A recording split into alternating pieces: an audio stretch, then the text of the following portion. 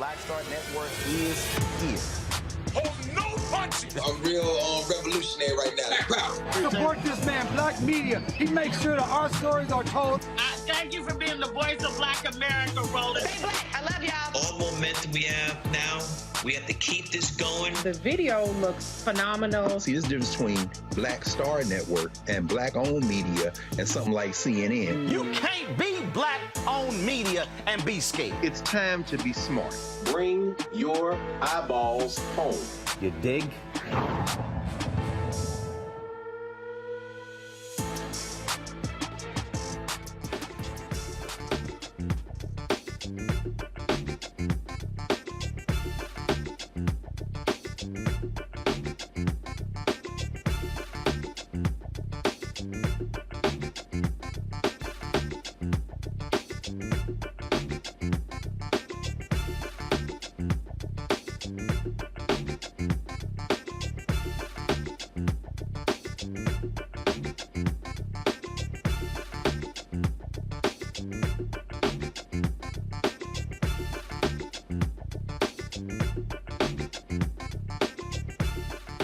Hey, folks, today is Thursday, January 5th, 2023. Coming up on Roland Martin Unfiltered, streaming live on the Black Star Network. We still have no Speaker of the House because Republicans, they have lost their damn minds. They cannot make a decision on Kevin McCarthy. So we are still voting and voting and voting. We'll be talking with Congressman Troy Carter of New Orleans about the sheer lunacy of Republicans in the U.S. House of Representatives. Some breaking news, folks, out of Connecticut. Quentin Williams, a state rep, folks, was just sworn in yesterday in the State House, dies in a car accident last night. We'll give you those particular, the car accident today, we'll give you those details.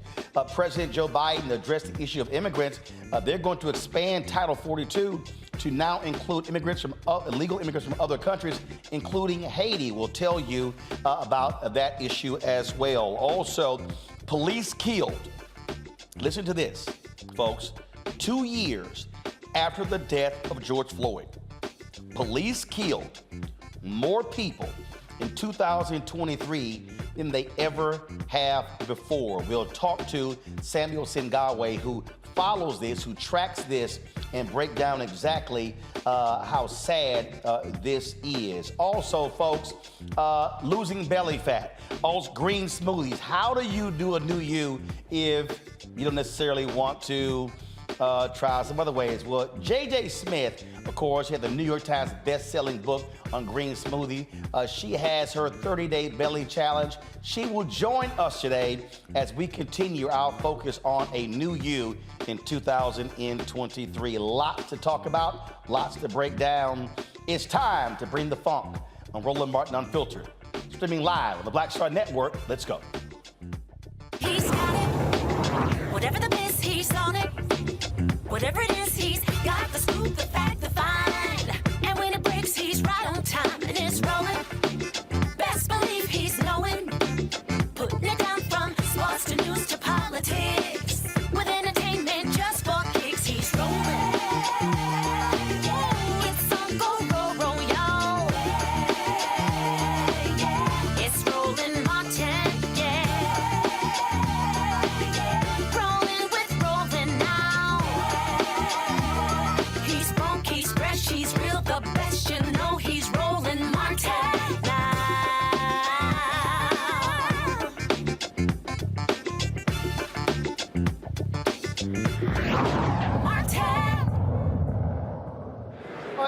Lord, y'all, Republicans, they do not know what to do.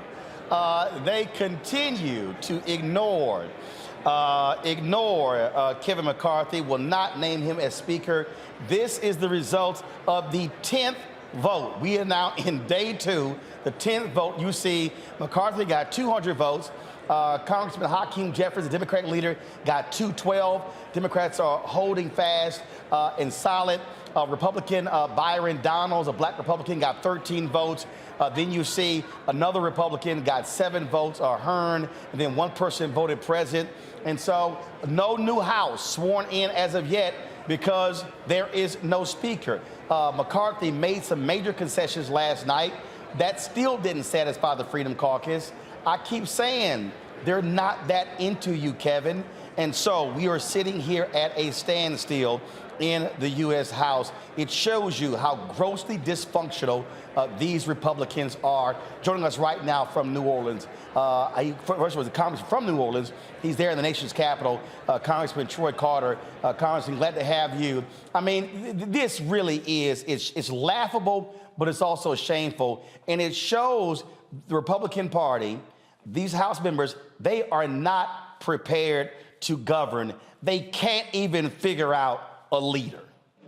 Well, Roland, thank you very much. As always, thank you for allowing us to have this platform to talk about real-time issues. And listen, it's very basic. You can't govern if you can't win.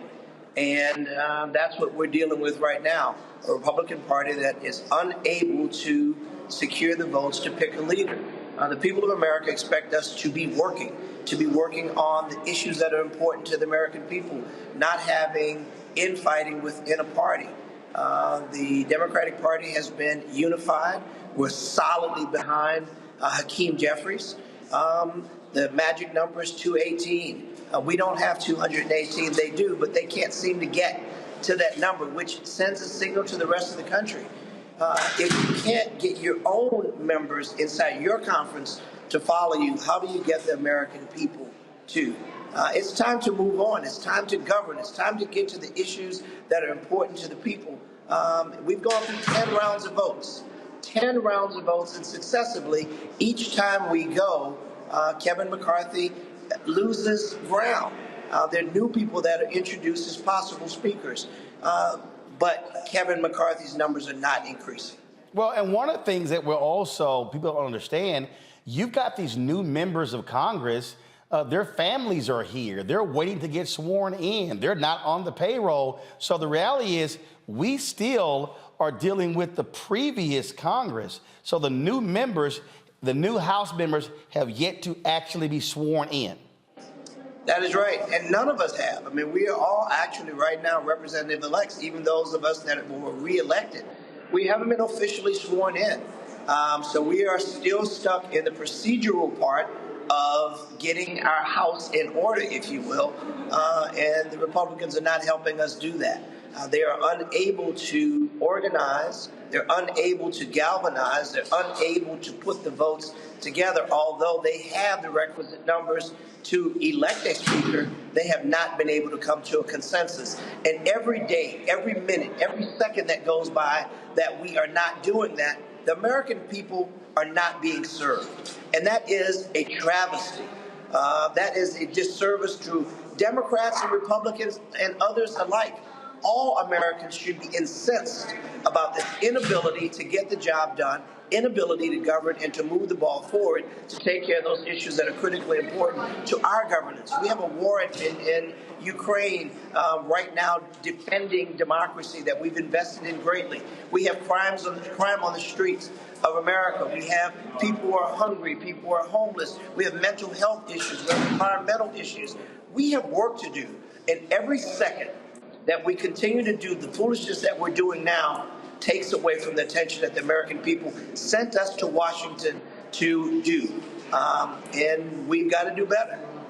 One of the things that, as we examine what's going on here, again, you hear some people out here who are saying, well, Democrats should step up. They should do the right thing and help Republicans out of this bind. Well, Democrats are steadfast. They're saying our votes are behind our guy, Hakeem Jeffries, at 212. What do you make of the people who suggest that Democrats should save Republicans from themselves? Well, the better perhaps would be, why don't just 6 of Republicans come over to the 212 Democrats and we can get this thing fixed a lot easier. That would be an argument that we could easily flip back. So it's not as easy as suggesting that we would go and help the Republicans or Democrats help the Republicans or Republicans help the Democrats. It's about helping the American people. And listen, our votes are secure. Our numbers are not splintered. Our numbers are not divided. The Democrats are securely in place to support Hakeem Jeffries, the unanimous nominee of the Democratic Party. It's the Republican Party who can't seem to get their ducks in a row, to get their house in order. We can and are ready and have demonstrated for the last 2 years, the 117th Congress has had the kind of passage of bills, resources, $1.2 trillion for infrastructure, $1.7 trillion for a spending bill. Listen, we've been working. And when we were in charge and we were in lead, the American people saw progress. Now the Republicans are in charge and we aren't seeing progress. That is a perfect split screen to look at what happens when people are prepared to lead and when those are not. Democrats are prepared to lead and Republicans appear to be in a state of turmoil. Kevin McCarthy last night made some concessions to the Freedom Caucus. Came out today, nothing changed. It's abundantly clear they don't like him. I don't know what you're hearing, but is there any point he is going to get the message and realize they're not backing down, so he's going to have to step aside like he did previously? I would certainly hope so. You know, ransom has been requested. It appears that ransom has been met, but the hostage has still not been released. They've requested all of these concessions that it appear that Mr. McCarthy is acquiescing to. However, we still don't have a speaker.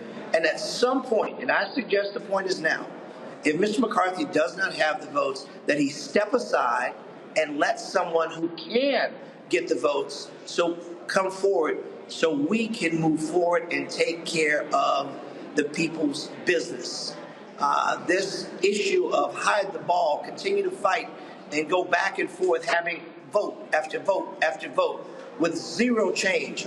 The definition of insanity is doing the same thing over and over again and expecting a different result. This is insanity. Now, give us a sense of, first of all, what's happening there on the floor. First of all, let's go live to the floor where they're actually reading the latest vote total. The Honorable Kevin Hern of the state of Oklahoma has received 7, with 1 answering present. No member-elect having received a majority of the votes cast, a speaker has not been elected. For what purpose does the gentleman from Arkansas rise? Madam Clerk, I rise tonight in the spirit of 1923 to address the House. Madam Clerk, to nominate Kevin McCarthy for Speaker of the House. The gentleman is recognized. First, let me express my deep appreciation, the appreciation of everybody in this room for the work you're doing, So Congressman Carter, it looks like we're now about to go to another round. They're putting McCarthy up again, so this is about to be Groundhog Day.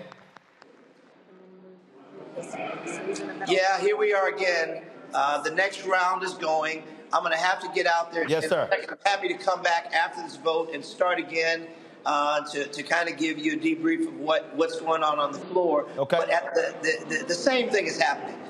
We continue to vote. Nothing changes. It's a game of groundhog. We keep looking for a shadow. There isn't. We don't know what's going to happen. We keep hoping that we can at least get to a business of taking care of the business of the American people. Yet we continue to have the selfishness of an individual who does not appear to have the votes. This will be our 11th vote.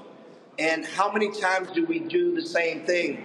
It was 100 years ago, we went through a series like this. I don't think the people of America have the energy, appetite, or resources to watch this foolishness unfold. Yep. Time to govern, time to move. I'll be happy to come back out and chat with you guys again after this vote. Congressman Carter, we still appreciate it. Thanks a lot. Thank you. All right, folks, we're going to go to a break. We come back, we're going to talk to our panel, our Thursday panel. I know Greg Carr, Reese Colbert, and Erica Savage got something to say about this nonsense happening on the floor of the U.S. House. Folks, download the Black Star Network app, Apple phone, Android phone, Apple TV, Android TV, Roku, Amazon Fire TV, Xbox One, Samsung Smart TV. If you're watching us on YouTube, hit that like button, y'all. We should be at 1,000 likes easy. Also, join us on the Black Star, join our Bring the Fuck fan club. Check in money orders. Go to P.O. Box 57196, Washington, D.C. 20037-0196. Cash App, $RM Unfiltered. PayPal is R Martin Unfiltered. Venmo is RM Unfiltered. Zelle is Roland at RolandSMartin.com. Roland at RolandMartinUnfiltered.com. And get your copy of my book, White Fear, How the Drowning of America is Making White Folks Lose Their Minds. I'll be right back.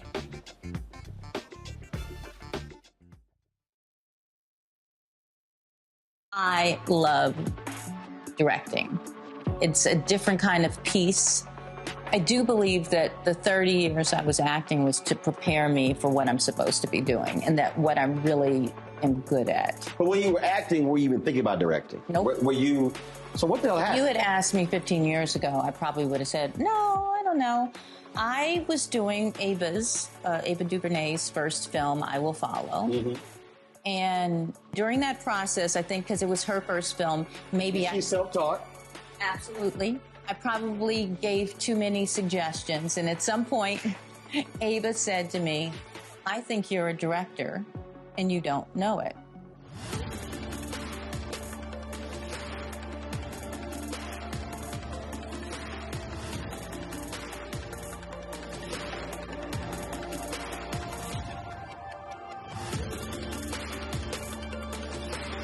Talk about blackness and what happens in black culture. We're about covering these things that matter to us, speaking to our issues and concerns. This is a genuine people-powered movement. There's a lot of stuff that we're not getting. You get it, and you spread the word. We wish to plead our own cause. Too long have others spoken for us. We cannot tell our own story if we can't pay for it. This is about covering us. Invest in black-owned media. Your dollars matter. We don't have to keep asking them to cover our stuff. So please support us in what we do, folks. We want to hit 2,000 people, $50 this month, raise $100,000. We're behind 100,000, so we want to hit that. Y'all money makes this possible. Check some money orders. Go to P.O. Box 57196, Washington, D.C. 20037-0196. The Cash App is $RM Unfiltered. PayPal is R Martin Unfiltered. Venmo is RM Unfiltered. Zelle is Roland at RolandSMartin.com. Carl Payne pretended to be Roland Martin. Holla! You are watching Roland Martin, and I'm on his show today, and it's, what, huh? You should have some cue cards. Hey, what's up, y'all? It's your boy, Jacob Lattimore, and you're now watching Roland Martin right now.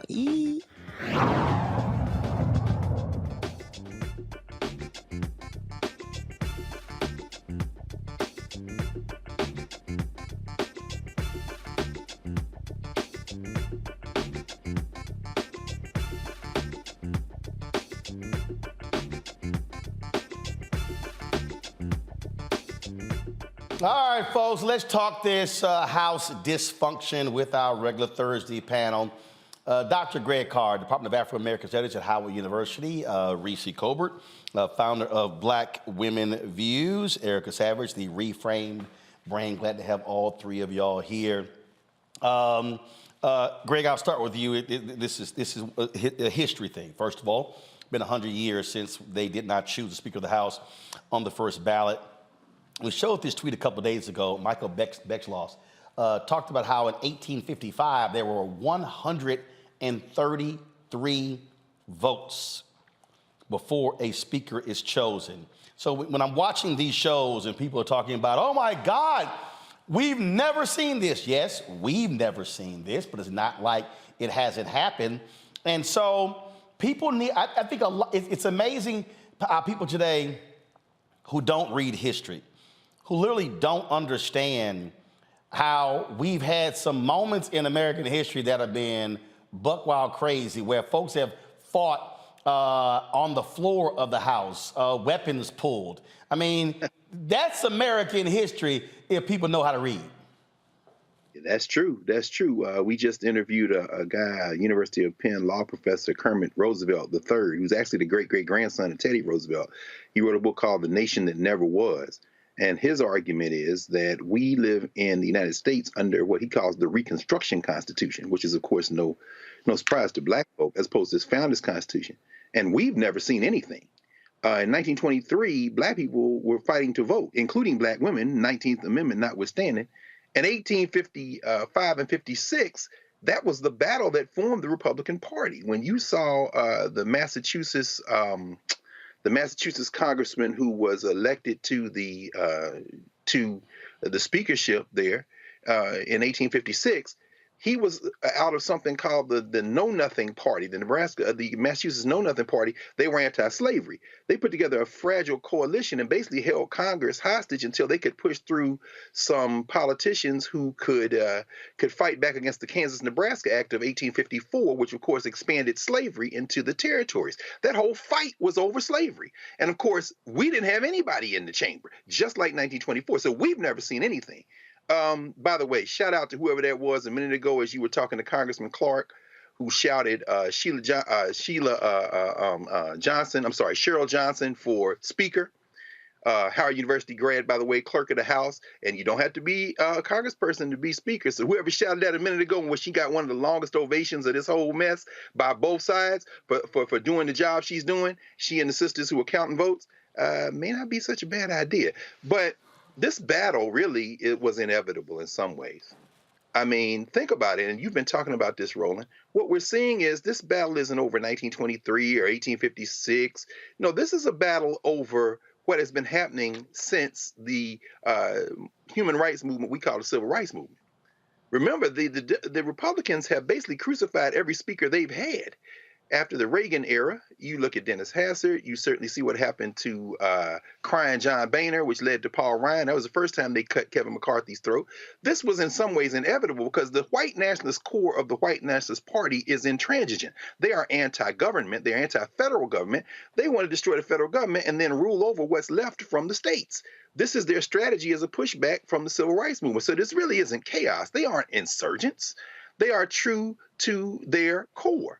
And let's be clear about this. Byron Donalds is on their side. I'm glad you interviewed him last year, about a year and a half ago. And then they jumped on Cori Bush for saying they were using him as a stooge. Well, we've seen a lot of diversity. In that 10th ballot, when Arizona's Juan Chistamani got up with his whole family there, telling his immigrant story had nothing to do with this. And then, of course, Peter Aguilar got up on the Democratic side and praised him for having this story, and his own children clapped because they can't tell what's going on. It's showing us the limits of diversity. This is costume politics. Finally, I loved when Catherine Clark got up at the beginning of the 8th ballot, who, of course, is second in charge of the Democratic Party, and she did those 8 2-1-2s. Because Hakeem Jeffries has gotten 202 at that point, had gotten it 8 times in a row, soon to be 9th and then 10th. But then she did the litany of what these people have voted against, which includes Kevin McCarthy, whether it be vaccines, whether it be $34 a month insulin, whether it be lowered health care premiums, whether it be defending LGBTQ rights or voting rights, whether it be the George Floyd Justice and Policing Act, which Donald's voted against, whether it be manufacturing bills, clean energy, equal pay for women, family leave, all these things they voted against. And so there's no disagreement in the white nationalist party about their policy agenda. All they have is the disagreement over Kevin McCarthy being the one to lead it, because as you said yesterday, Steve Scalise would be just as bad. You know, it's interesting, Reese, when I think about how a lot of these mainstream media folks just acted a fool when the squad held their votes on an issue on the Democratic side. That ain't nothing compared to this. So that's one. But here's the other thing, and I've heard a lot of African Americans talk about this here. This also is an example, to be perfectly honest. When you look at the Congressional Black Caucus, once they're sworn in, there are 57 members.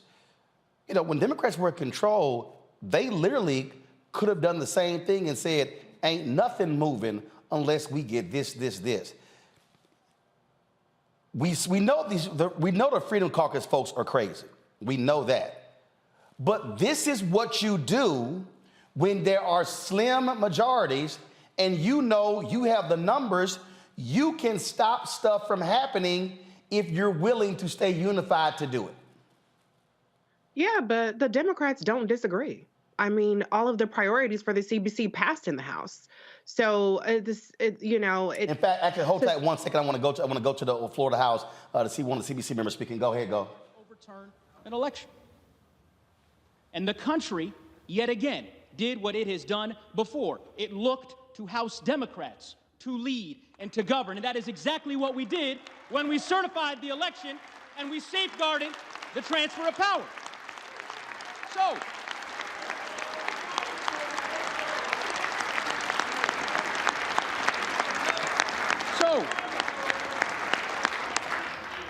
So here we find ourselves again in unprecedented times, in the early days of the 118th Congress.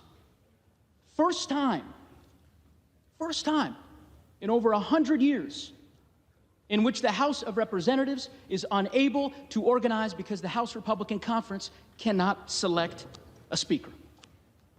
It's a sad day for this institution, but the country will do what it has done before.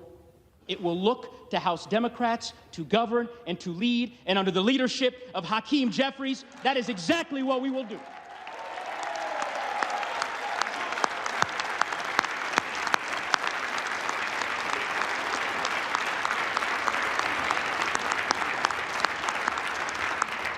Now, you have heard from so many over the course of the last 3 days about the wisdom, the leadership, and the talents of this extraordinary leader from Brooklyn. But let me tell you why I believe that he is the person for this moment.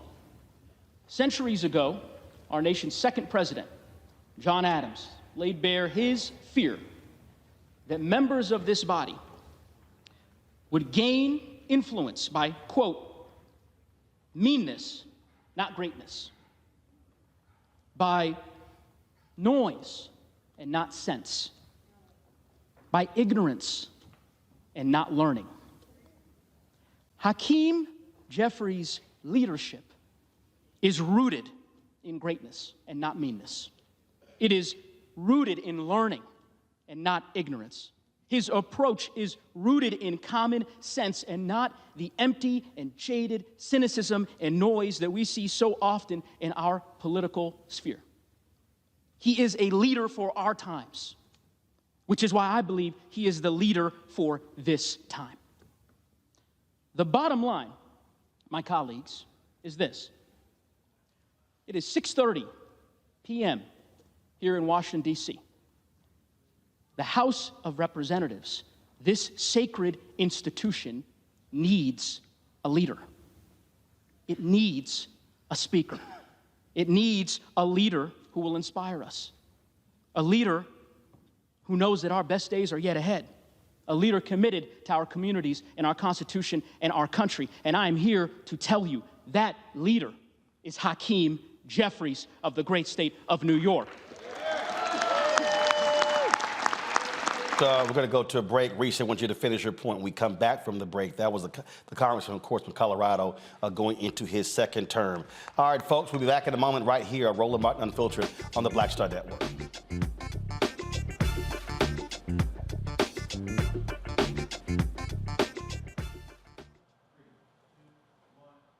Hatred on the streets, a horrific scene, a white nationalist rally that descended into deadly violence. White people are losing their damn minds. As an angry pro-Trump mob storms the U.S. Capitol, we've seen We're about to see the rise of what I call white minority resistance. We have seen white folks in this country who simply cannot tolerate black folks voting. I think what we're seeing is the inevitable result of violent denial. This is part of American history. Every time that people of color have made progress, whether real or symbolic, there has been what Carol Anderson at Emory University calls white rage as a backlash. This is the rise of the Proud Boys and the Boogaloo Boys. America, there's going to be more of this. Here's all the Proud Boys, Dave. This country is getting increasingly racist in its behaviors and its attitudes because of the fear of white people. The fear that they're taking our jobs, they're taking our resources, they're taking our women. This is white fear.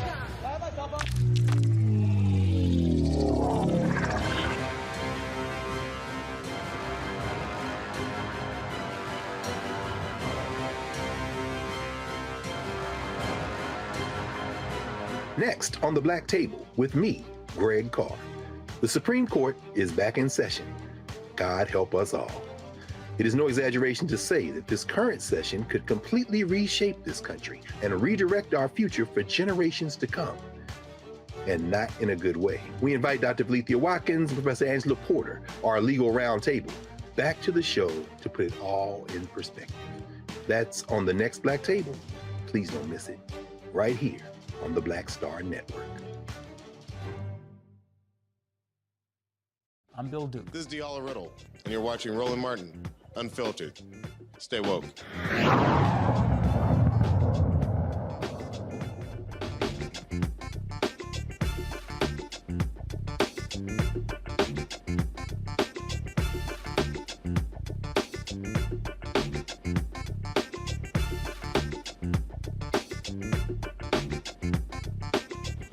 All right, folks, welcome back. Reese, you were speaking before we went to the floor of the House. Go ahead with your comments about this fiasco, this circus we keep seeing about Republicans. Yeah, I was just, to your question, I was just saying that as far as the CBC is concerned, their priorities have passed consistently in the House. And so I don't think that this is so much a tactic that can be duplicated, because the House has no jurisdiction over the Senate. And in the Senate, the magic number is 10 to, or I should say, pulling over 10 Republicans and 2 basically Republicans onto their side. And they just don't have the numbers in the Senate. So this really, the real story here is just that Republicans are a bunch of miscreants who are unfit to govern and who are unserious. I mean, Donald J. Trump being nominated by, or being voted for by Matt Gaetz is ridiculous. The black guy, Brian Donalds, is dropping like flies in terms of his supporters. And now Kevin Hearn, who's completely unremarkable and for no discernible reason whatsoever other than him being a white guy named Kevin, not McCarthy, is picking up support away from their token black guys. So this is really just chaotic theater and ridiculousness from Republicans. But this is exactly what we could have told y'all was going to happen. And look, I mean, you know what we're seeing here, Erica, this is a precursor to what is going to happen. No matter who they choose as speaker, you're going to see the same hard right, Freedom Caucus, pro-insurrectionist Republicans do the exact same thing. I mean, again, remember, John Boehner from Ohio was a hardcore conservative. They drove him into retirement. Mm-hmm. And straight to weed, where he's making a whole lot of money and smoking real good. So let's be very clear about this. We have seen this playbook before. Most recent talking and thinking about Barack Obama. And so, of course, we know that Mitch McConnell's goal was to make him a one-term president. But we saw out of that whole revolution, so to speak, of the Republican Party, or their coming out party, so to speak.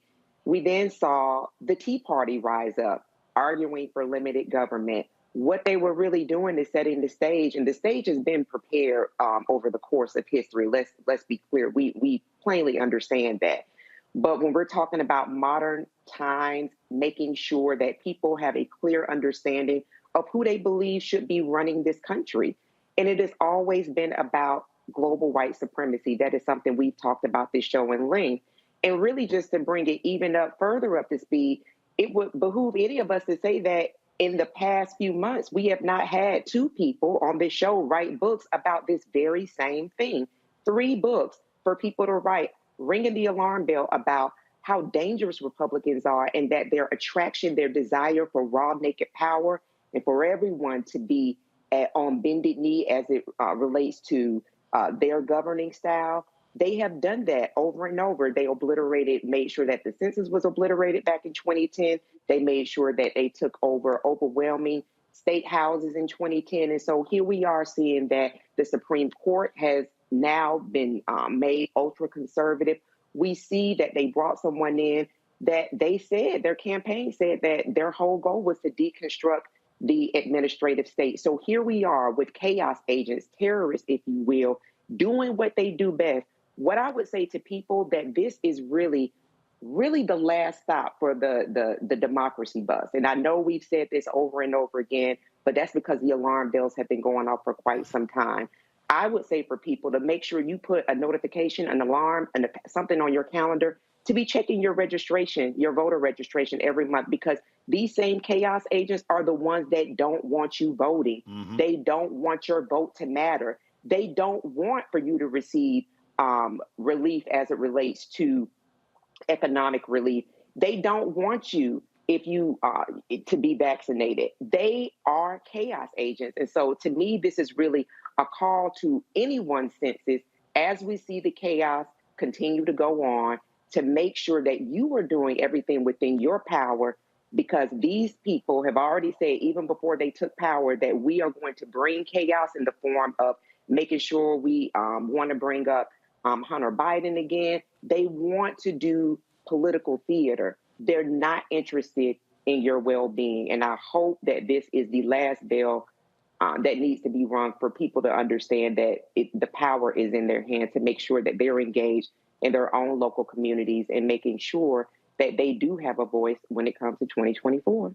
Greg, I remember when I was on CNN, and this was when the Tea Party rose up. And I remember hardcore conservative Eric Erickson was applauding the Tea Party, saying, we hope those people go to Washington and then they don't let anything get done. And I remember then Bill Bennett, who's also hardcore conservative, he literally was like, that's stupid. He said, you're an idiot because you want to win to actually get stuff done. He's like, if you're going to go there and say no to everything, he said, what the hell is that? What's the point of having the power? The fact of the matter is, when you talk about the Freedom Caucus, these folks, they want to shut everything down. See, everybody keeps just solely talking about how they don't like Kevin McCarthy. But I want you to listen to actually what they're saying. Let's go live to the floor, because this is the nomination of someone other than McCarthy. I want you to listen. Of our education system, K-12, college campuses, indoctrination of our kids. We're in crisis with the weakening of our military with these NDAA bills. We're in crisis with trampling on our most basic and essential freedoms over the last 2 years in ways we couldn't have imagined pre-2020. Whether we can assemble, whether we can worship, whether we can earn a living, whether we can travel, what we have to put on our face, whether or not what we have to take into our body, whether or not we have to disclose what we've taken in. Trampled in ways we couldn't have imagined just a few years ago. The greatest reflection of where the people in the country are is the House of Representatives. And the people spoke back on November 8th and gave the majority by some 3 or 4 million votes to the Republican Party. It's not the White House, it's not the Senate, it's the people's house that reflects where the American people are, and they've trusted us on this side of the aisle with the leadership of this House. So Greg, if people pay attention, first of all, these folks, they hated the omnibus bill. These are the people, they hate earmarks. They obviously, you hear, they cannot stand the COVID vaccine. I keep telling folk, don't just call them crazy, pay attention, because they got elected. There were people who voted for them, for Boebert, for Green, and others. They sent the crazies there. These people are a danger, but you better listen to them, because they are holding power in their hands by holding up the entire House. It's true, Roland. But like any fever, it reaches a pitch and then it breaks. This actually is very interesting. This could be very encouraging. I encourage the White Nationalist Party to take a jackhammer to itself. And you're absolutely right. They hate earmarks until they can claim credit for them. Shout out to Elise Stefancic, a real toady. Not a true believer like that veteran swimsuit model and Turning Point USA Macalite, Anna Paulina Luna, who was the last person to nominate Byron Douglas. But Elise Stefancic loves the earmarks, and they all do when they come to their districts. But what we're hearing from Bob Good there is very consistent. As you said, they are against everything. And as you say, when you evoke Bennett from a generation ago, when you evoke some of those GOP lawmakers sitting there in the chamber today who do have a policy agenda, then you're seeing the internal debate in the White Nationalist Party. The hardcore of it has been driven by Trumpism. But Trumpism is a symptom of a much larger malaise, as Erica just laid out, and as you've been talking about, and Reese as well. This is a fundamental battle over the nature of the polity we call the United States of America. They have never wanted anybody to rule it other than them, and if they can't rule it, they want it destroyed and dissolved. This is very clear. Tomorrow will be the second anniversary of when their friends, with the collusion of some of the very people in that chamber, stormed the United States Capitol and attempted a coup d'etat. They wouldn't even vote to impeach the President of the United States who helped foment the coup, or to prosecute, or to even award medals to the officers who defended their lives. This is a battle which ultimately may accrue to all of our benefit. Now, and with this, Hakeem Jeffries has been playing this pitch perfect. Sitting there watching him basically run for Speaker of the House in 2024, if not 2022, and maybe even President of the United States in 2028. What you see on the Democratic side, politics notwithstanding, is this mosaic of America that is also linked to policy. Right. About 15 seconds. Okay. Actually, I want to do this here. Actually, just hold on. I'm going to go to the break, then we'll come back. We'll do one more segment on this because I need the folks watching to understand what is actually happening here. Because trust me, it is going to have an impact on us because it is about policy.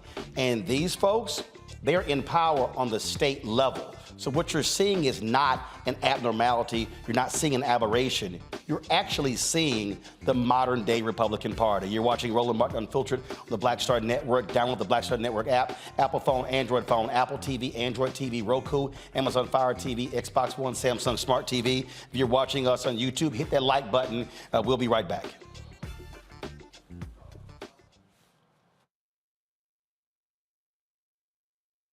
On the next A Balanced Life with me, Dr. Jackie, it's time to tie up those loose ends, setting yourself up for balance, success, and even prosperity in the new year. Financial expert Pamela Sams joins our panel. She will give us a checklist of things that we need to do before the calendar turns. We develop our money mindset by the age of 6.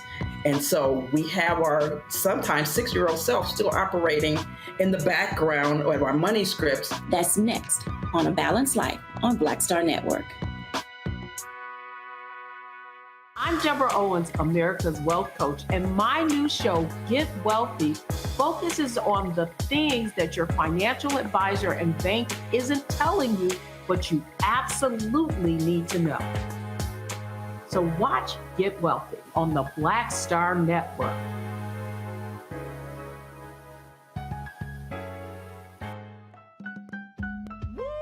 We're all impacted by the culture, whether we know it or not. From politics to music and entertainment, it's a huge part of our lives, and we're going to talk about it every day right here on The Culture with me, Faraji Muhammad, only on the Black Star Network.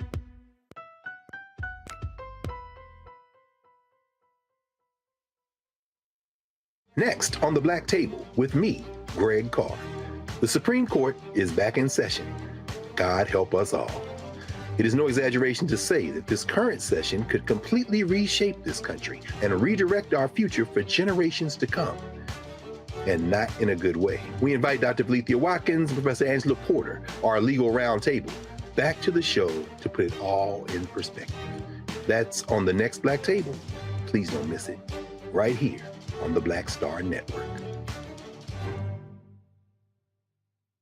Y'all know who Roland Martin is. He got the ascot on, he do the news. It's fancy news. Keep it rolling. Right here. Rolling. Roland Martin. Right now. You are watching Roland Martin, Unfiltered. I mean, could it be any other way? Really? It's Roland Martin.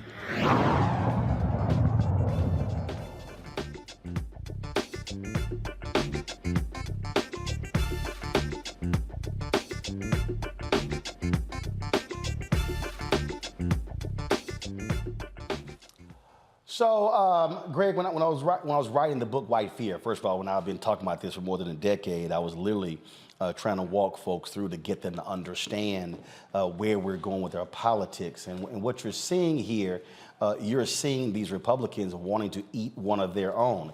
They don't care that Kevin McCarthy is is a Republican, they believe he's sold out to lobbyists and others. You've literally seen that if you watch Fox News and you watch these conservative outlets. And so they know exactly what they are doing.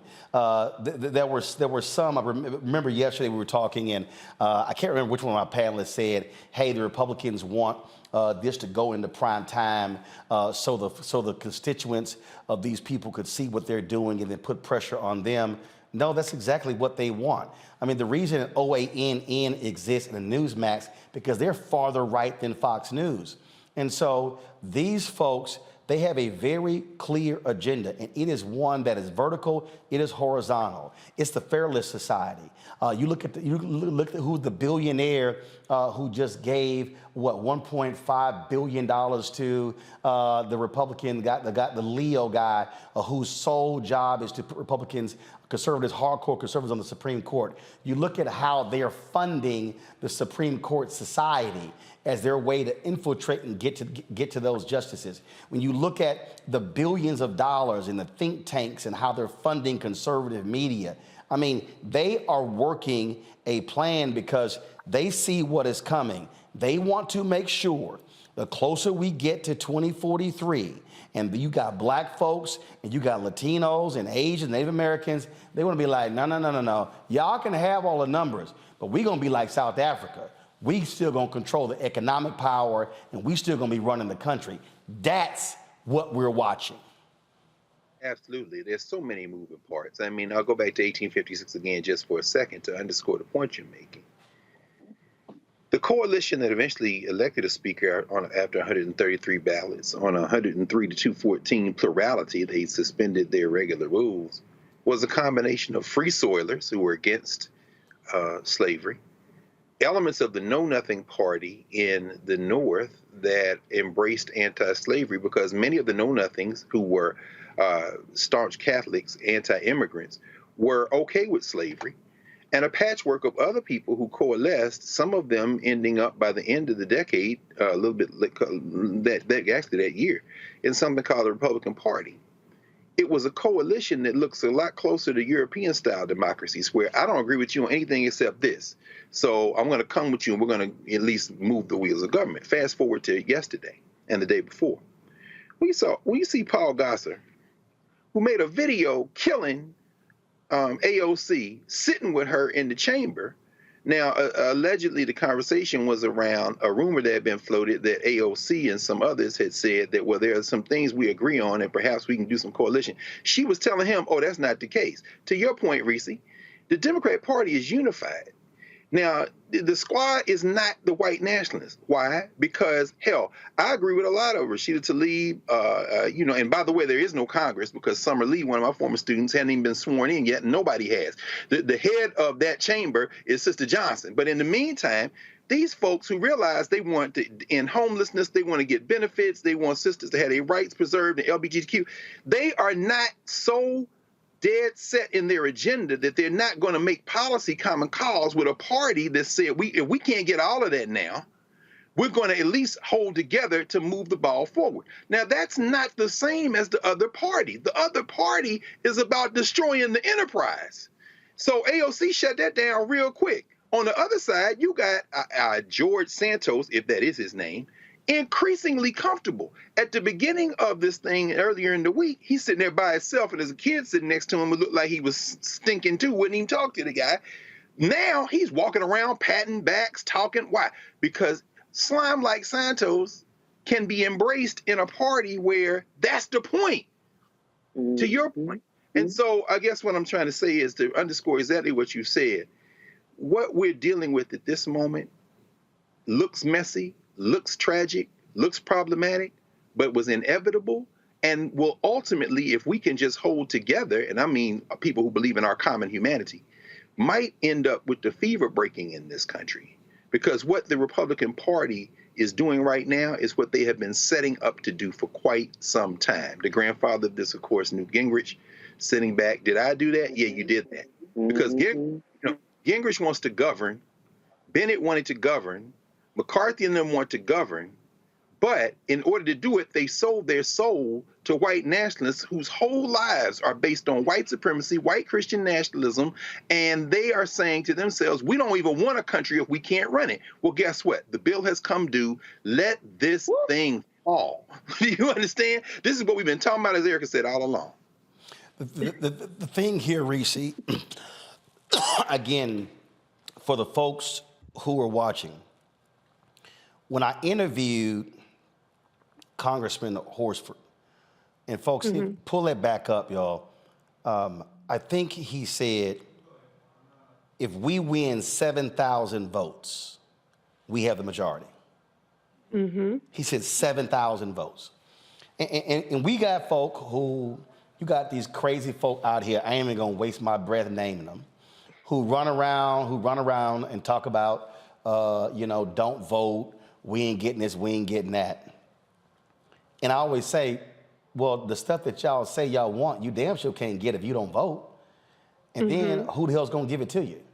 And so I would hope while people are watching this dysfunction, they're asking themselves, damn, what if these seats had flipped? What if a Democrat had actually opposed John James in that Michigan seat and actually won that? What if folks actually went harder against gerrymandering? You got the Wisconsin State Supreme Court coming up. Democrats have an opportunity to flip the Wisconsin State Supreme Court. The U.S. Supreme Court has already ruled, now granted, they could always come back, that they don't have any control over political gerrymandering. If you get Democrats controlling the state Supreme Court in Wisconsin, you can now bring that case back up and literally outlaw political gerrymandering in Wisconsin. That could flip that state, and you can pick up anywhere two or three seats. The pressure is being put on the governor of New York right now not to appoint a conservative to the New York Supreme Court after their previous ruling. Then, of course, you got the governor of Pennsylvania. Again, what did he just do?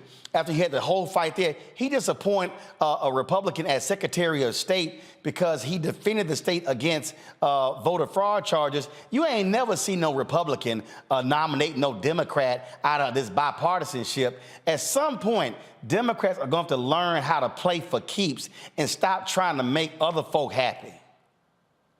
Yeah, I mean, look, tribalism is alive and well in the Republican Party. And so Democrats, what are you trying to prove with this whole called faux bipartisanship? You cannot negotiate with terrorists. And the Republicans are diametrically opposed to what Democrats want. Like even this whole notion that, well, Democrats should compromise to get some sort of coalition government. There's no coalition government with 10 Democrats crossing over to help the Republicans who can't even get their shit together. What we're going to have is Republicans republicaning, okay? This is their intention. Steve Bannon has laid it out. Trump tried to execute this when he was president, deconstructing the federal administrative state. So there's no negotiating with it. Democrats need to learn how to stand in their power, like they're doing to their credit, by staying united behind Hakeem Jeffries.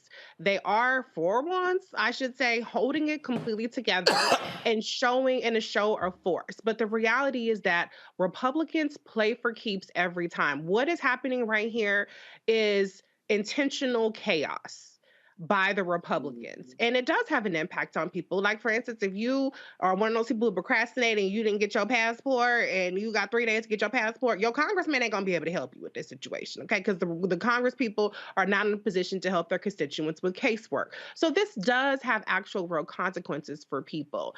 But the last thing I'll say is, I don't know if you noticed this yet, Roland, but the black guy done fell out of the nomination. Byron Donald.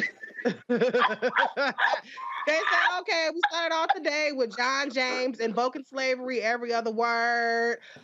We done brought up Jim Crow, slavery, segregation, to talk about how great for the blacks Kevin McCarthy is. And then we got somebody else to pull out the black dude who had the weed charge expunged, who had the bribery charge expunged, to be their little token, and they stuck with him for a little bit of time. But now Byron Donalds is gone with the wind. Well, you got to remember, there are now 5 black Republicans in the House, and so trust me, I think by tomorrow, we're going to see all of them speak. Just expect it. Hold tight 1 second. Hold on 1 second. I got to go to a break. We come back. Black and Missing. We'll give you an update on the status of the Buffalo Bills player. We had cardiac arrest on Monday. Also, J.J. Smith, the best-selling author, Green Smoothie Queen, will join us, talk about her flat belly challenge.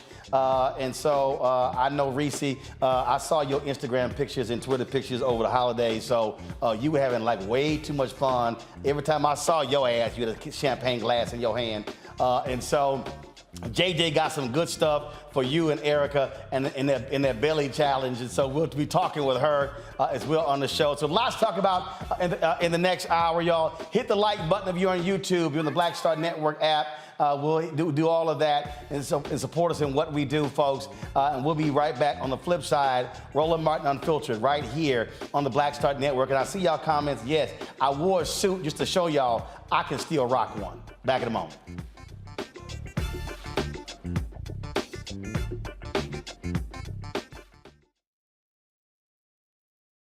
I love directing. It's a different kind of piece. I do believe that the 30 years I was acting was to prepare me for what I'm supposed to be doing and that what I really am good at. But when you were acting, were you even thinking about directing? Nope. Were you, so what the hell happened? If you had asked me 15 years ago, I probably would have said, no, I don't know. I was doing Ava DuVernay's first film, I Will Follow. Mm-hmm. And during that process, I think because it was her first film, maybe She's self-taught. Absolutely. I probably gave too many suggestions. And at some point, Ava said to me, I think you're a director and you don't know it.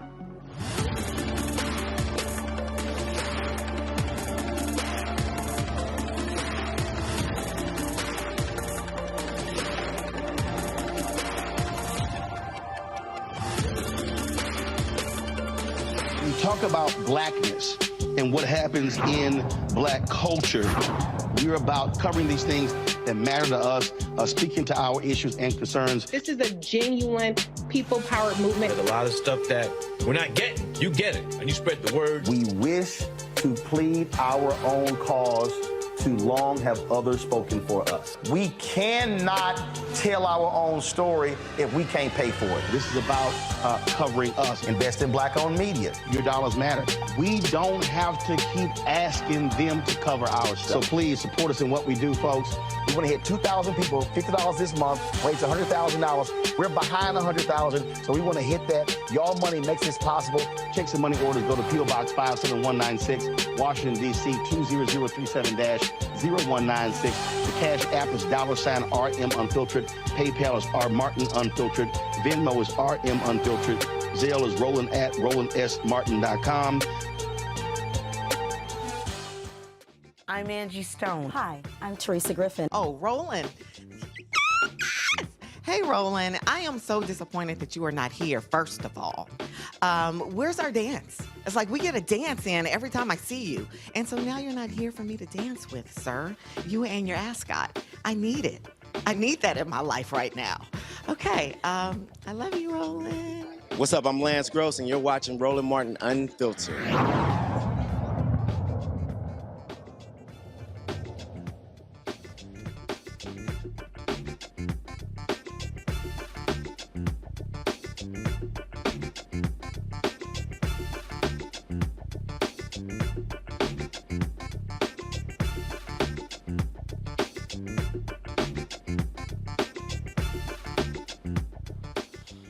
Folks, last year in the United States, police killed more people than they have at any other time in American history. Mapping Police Violence, a 501c3 organization, this is the work that they actually do, showing what is taking place. And we're 2 years, go ahead and show the map, please. We're 2 years after the death of George Floyd. And you thought all the conversation about police violence and all the discussion about what accountability would change things. But the reality is police killed American citizens at an unprecedented rate of 3.2 deaths daily. There were just 12 days in 2022 when police did not kill someone. Now, 1,176 people in every state, including local and state police, county sheriff's deputies, and federal agents, actually killed folks. Black men accounted for the highest number of deaths in police encounters. To give us an understanding of what's going on here is Samuel Sinyangwe, the founder of Mapping Police Violence. Samuel, glad to have you back on the show. All of these people, all of these folks went after Democrats talking about defund the police and how they were wrong, and then Democrats responded, oh my God, the whole scary thing about violence, the attacks against Cash Bail in Harris County and New York and Chicago and other places, and people were demanding accountability. And what are we now seeing? We're seeing the massive number of people killed by cops. So what the hell happened to the accountability? So what we're seeing is a backlash to what had been a historic conversation and effort to rein in the power of the police to commit violence on our streets and against, in particular, our people. Nationwide, as you said, we've tracked 1,176 deaths caused by the police, a record. And moreover, what we've seen is an increase in the areas that are more likely to see a political backlash. So among county sheriffs in particular, county sheriffs accounted for 35% of those deaths last year. They were involved in 35%. That's more than 400 killings by county sheriffs, a record over the past decade at least. In more conservative areas, more rural areas, we're seeing an increase in killings by the police. So this looks like a backlash. It looks like a political backlash in more conservative parts of the country that instead of responding to calls for accountability with action in that direction, what they're doing instead is reacting by doubling down on the types of carceral politics and policies that got us into this mess to begin with. So that's what we see going on in some of the more rural areas. But what we also see is some of that energy is making it to the cities as well. We see with Eric Adams in New York. We see with the backlash and the recall of DA Chesa Boudin in San Francisco. We see in many of the big cities that had been making progress over the past couple of years in actually reducing arrests, reducing police shootings. Now we're seeing some of that progress getting reversed as more conservative politics are entering sort of the dominant conversation, this fear-mongering around crime, these calls for more police. It's resulting in a higher rates of police violence in cities and especially in more rural and conservative areas. So here's one particular graph that you put up. Pull it up, please, where you say some cities report the names of officers who kill, other cities hide this. That's the other thing. Here you out here trying to have accountability, and a lot of times you don't even know who the heck did it. Exactly, and this is systemic, right? Part of this is a choice on the part of each law enforcement agency disclosing certain information. Some agencies have policies that require them to release the names of the officers, usually within 48 or 72 hours of a police shooting. But in other places, you have entire state laws that prohibit any information about the officers from being made public.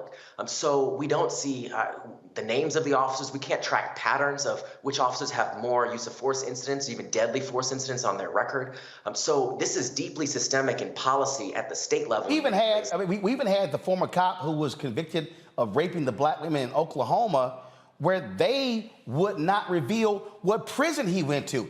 Here was somebody who was convicted of a crime, and they were still protecting him. Exactly. And that's what we see with the criminal justice system in general. So throughout this period, we've been tracking a decade of killings by the police. More than 11,000 people have been killed by police in that time period. And in only 2% of cases, an officer was charged with a crime. And in fewer than 1% of cases, an officer was convicted of a crime. And then when they get convicted, they get a lesser sentence than a civilian convicted of the exact same crime. So the system is deeply, deeply rooted in a desire to protect law enforcement at the expense of the public, and especially Black and brown communities that bear the brunt of police violence every single year, as we've tracked. Now, when you say that Black men account for the highest number, so you had 1,176, correct? Yes. So, of that number, how many were African American? So about 24% of those killed by police in 2022 were Black, despite Black people being 13% of the U.S. population. So when you break the numbers down by the rate per person, so your risk as an individual of being killed by the police, for a Black person in 2022, you were more than 3 times as likely to be killed by police as a white person was last year. So when people say, oh, it's wrong that more Black people are killed by cops than whites,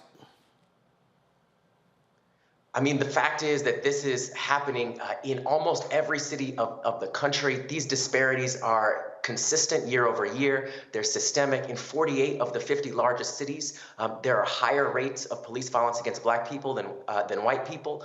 So, I mean, we're seeing this in every state, in almost every state, in almost every city. So this is a nationwide issue. It's not going to be solved by, investigating 1 or 2 or 3 departments or passing a local ordinance in 1 or 2 city councils. This has to be a nationwide effort to address this at every level, local, state, and federal. Questions for our panel. Erica, you first. Yeah, thank you, Roland. And thank you, Mr. Sinyangwe. I've been following you on Twitter for years and really appreciate your work and all of your efforts. One of the things that I do want to ask you is around remedies. So because you are an activist, because this is the lane that you absolutely dominate, have you seen any efforts that have worked on the ground in terms of helping people feeling like there is some remedy they can do around this police violence that's pervasive across the country? So yes, there are programs that are being piloted and slowly scaled up in some of the nation's largest cities that are promising. And they're promising in part because they are creating real effective alternative responses to some of the types of situations that we see year after year, continuously resulting in 100 or more killings by the police. So those are situations like traffic stops, routine traffic violations, situations like mental health calls or welfare check calls, situations like low-level nonviolent offenses in which the police are oftentimes enforcing what they believe what they deem to be crimes, but what really are crimes of poverty. What are people who need help, people who don't have the resources and oftentimes don't have access to treatment for mental health or substance use or other issues.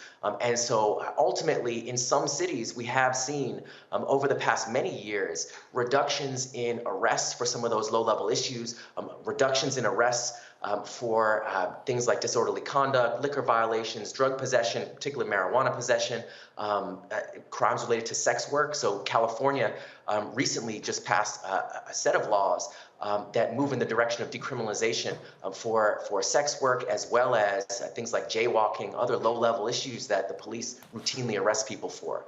So those efforts are really important and are promising because when we break down the numbers, the majority of cases in which people are killed by the police each year involve one of those types of situations. So a traffic violation stop, a low-level offense, a routine disturbance, other situations like that, a mental health welfare check. So those are promising efforts. Denver, the STAR program is one example where they've responded now to over 3,000 mental health calls with mental health clinicians instead of the police responding. They've been remarkably effective. They haven't had to call in the police for backup. They haven't used force against anybody, let alone, deadly force. So that's one example.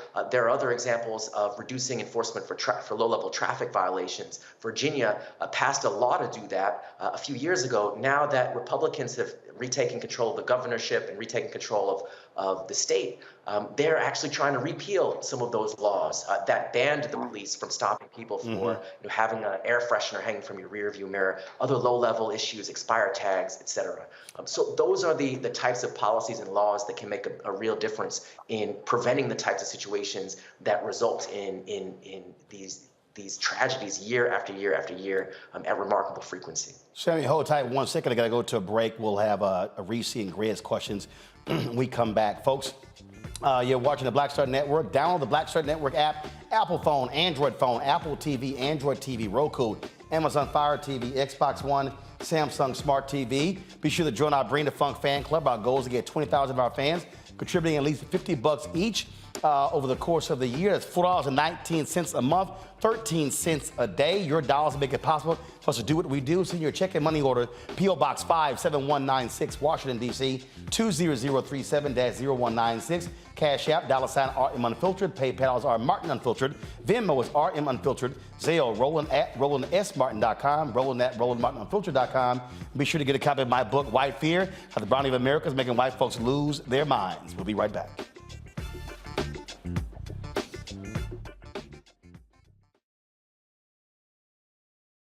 Hatred on the streets, a horrific scene, a white nationalist rally that descended into deadly violence. White people are losing their damn minds.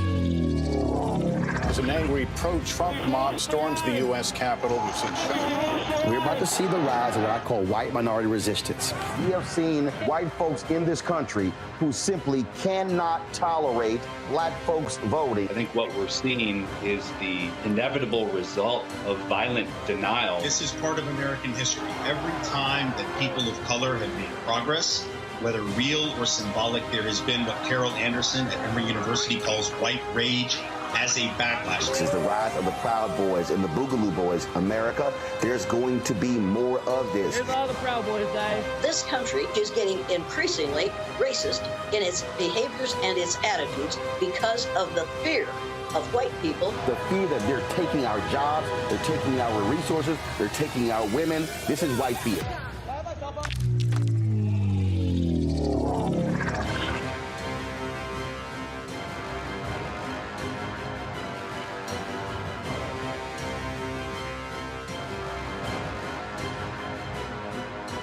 On the next A Balanced Life with me, Dr. Jackie, it's time to tie up those loose ends. Setting yourself up for balance, success, and even prosperity in the new year. Financial expert Pamela Sams joins our panel.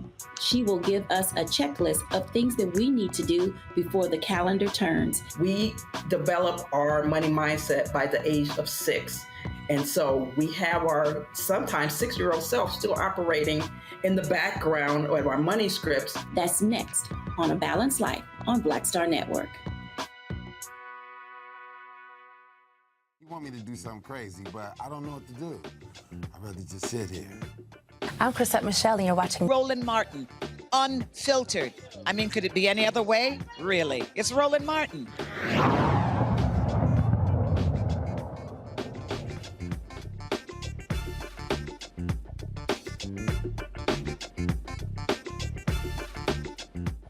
Folks, welcome back. We're talking with Samuel Sinyangwe, the founder of Mapping Police Violence. Last year was the deadliest year where police killed more Americans than any other year. Greg Carr, your question for Samuel. Thank you, Roland, and thank you, Brother Sinyangwe, for this work.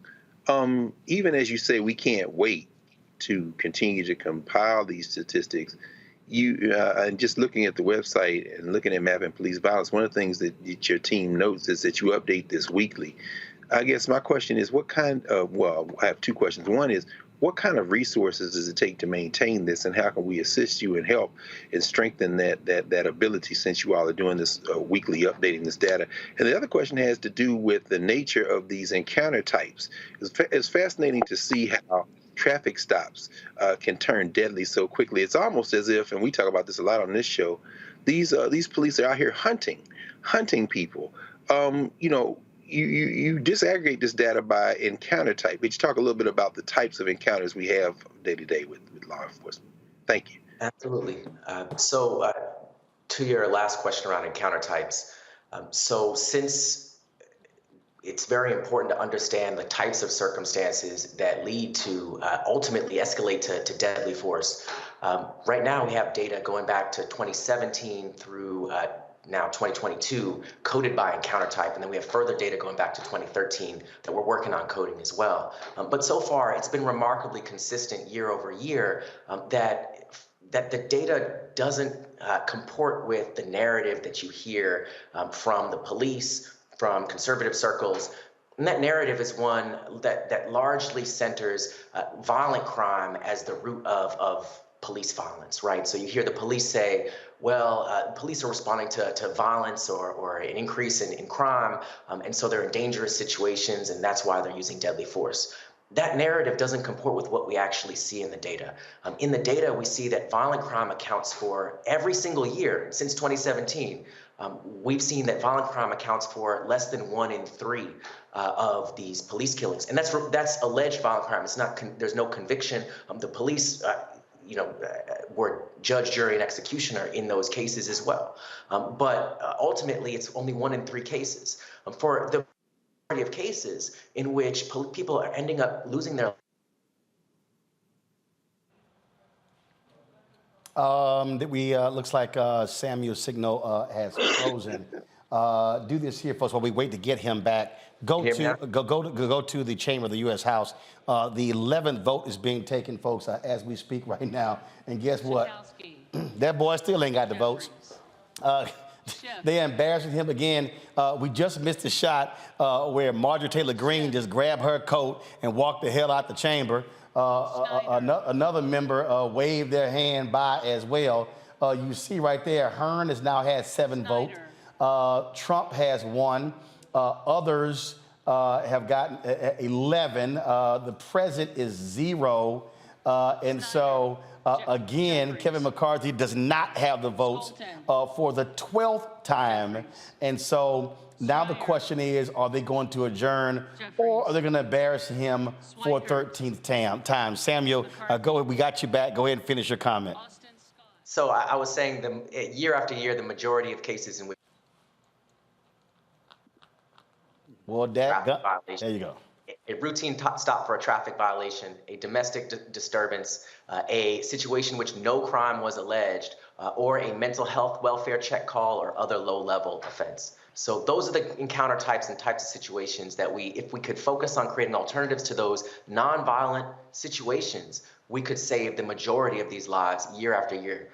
And so that's got to be key to the solutions. It's got to be key to when we're talking about resource allocation between police and community-based alternatives. We have to center the data in understanding the impact that can really have.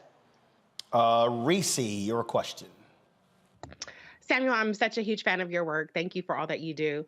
My question is around, I don't know, I'm sure you've heard about San Francisco and the debate they've been having over police robots being able to use deadly force. Is that something that you have looked at all? I know in 2016, the Dallas police used a bomb robot to blow up a shooter. Is that something that you see perhaps being as a solution, I guess, the robots, having more of a police presence, or do you think that we should obviously be avoiding any kind of police presence, including robots? Yes. So, as you mentioned, it has happened before that the police have used robots to kill people. And in 2016, it doesn't show up very often in our database. It's not happening very often across the country yet. It is a danger. I think that what we should be doing is restraining the power of the police to use force in more and different ways with even more powerful equipment, military equipment, now, autonomous AI that they're integrating into their predictive policing systems. Now they're starting to talk about using robots. So no, we shouldn't be moving in that direction. There's not a whole lot of research on robots using deadly force in a domestic policing context, although we should be mindful of the way in which when we're thinking about drones in how they're being used in warfare right now and how they have been used. They have been incredibly lethal. They have caused a lot of harm across the world. So I don't think we should bring that home domestically, and we should probably be not doing that abroad either. So the real question here is, Samuel, is that with these numbers, are we going to see policy changes? What we've seen is an incredible beat back against activists, against reform-minded individuals. You have these folks who are scaring voters by saying crime is on the increase, even though when you look at a lot of the places, crime is actually falling. This is the scare tactics used because people do not want to see police held accountable in this country. They are a protected class more than any other. So the good news is that now that we're in January, many states are starting their legislative sessions. The opportunity is now to get in touch with your state legislators and push them to adopt the kind of policies that can make a difference here, that can prevent the police from stopping people for these low-level traffic violations like they've done already in passing a law in Virginia, that can create and fund alternative responses to mental health issues like they've done through the Crises Act in California. So there are some examples, some promising practices and even laws now that we can point to. We also need better data collection. And this is something that might be able to get more bipartisan support in many states. But there are examples, for example, in New Jersey, where they publish use of force data. They collect data from 98% of the law enforcement agencies within the state. They publish individualized use of force data for every use of force incident, fatal or non-fatal, within the state. They have information on the officers involved, et cetera. They do that at a state level, and there's no reason that can't be the rule everywhere else. Again, what I'm hopeful is that we do see some action, and again, it just comes down to accountability. And unfortunately, we have a society where politicians, they are so scared to death. These police unions, they use their money, they weaponize their unions to go against folks. Look what happened in Harris County, where they went after all of those judges who supported bail reform. For those, they literally supported DAs, prosecutors who ran against those judges, and they barely beat them back. 4 of those judges lost their positions because they did not want to see criminal justice reform. That's what we see in this country, and they definitely don't want to see cops held accountable.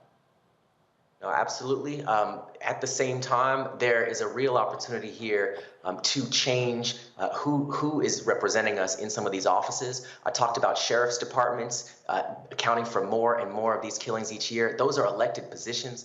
You can change who's the sheriff. We can figure out what a slate of candidates should look like that should replace the folks who are in these roles that are doubling down on the carceral policies that are continuing to ratchet these numbers up year after year after year. All right, Samuel, we appreciate it, man. Thank you so very much for your great work. Thank you.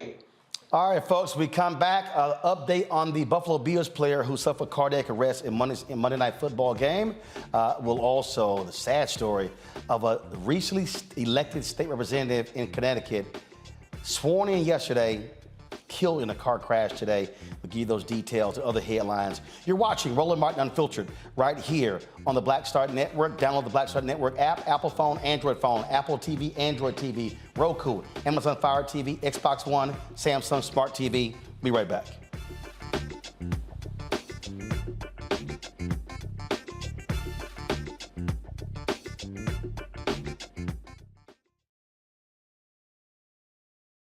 When you talk about blackness and what happens in black culture, we're about covering these things that matter to us, speaking to our issues and concerns. This is a genuine people-powered movement. There's a lot of stuff that we're not getting. You get it, and you spread the word. We wish to plead our own cause. Too long have others spoken for us. We cannot tell our own story if we can't pay for it. This is about covering us. Invest in black-owned media. Your dollars matter. We don't have to keep asking them to cover our stuff. So please support us in what we do, folks. We want to hit 2,000 people, $50 this month, raise $100,000. We're behind 100,000, so we want to hit that. Your money makes this possible. Check some money orders. Go to P.O. Box 57196, Washington, D.C. 20037-0196. The Cash App is $RM Unfiltered. PayPal is R Martin Unfiltered. Venmo is RM Unfiltered. Zelle is Roland@RolandSMartin.com. I love directing. It's a different kind of piece. I do believe that the 30 years I was acting was to prepare me for what I'm supposed to be doing and that what I'm really am good at. But when you were acting, were you even thinking about directing? Nope. Were you? So what the hell happened? If you had asked me 15 years ago, I probably would have said, no, I don't know. I was doing Ava DuVernay's first film, I Will Follow. Mm-hmm. And during that process, I think because it was her first film, maybe She's self-taught. Absolutely. I probably gave too many suggestions. And at some point, Ava said to me, I think you're a director and you don't know it.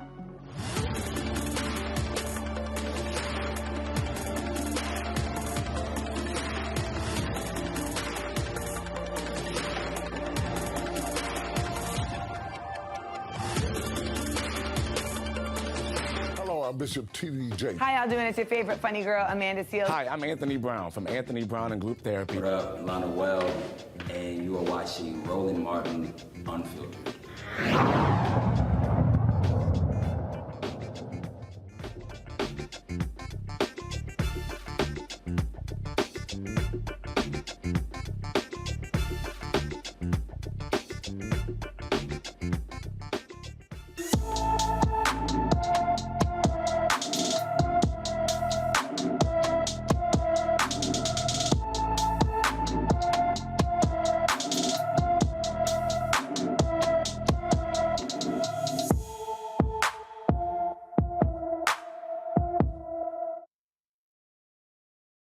In today's Black and Missing, of course, our goal is to help these folks who otherwise stories are ignored. Too often, African Americans, you don't see these stories on mainstream media, but when you got a missing white woman, it's all over the news. Today's one is Nia Sandra Rash, last seen in Pittsburgh at a Pittsburgh bus stop on December 28th.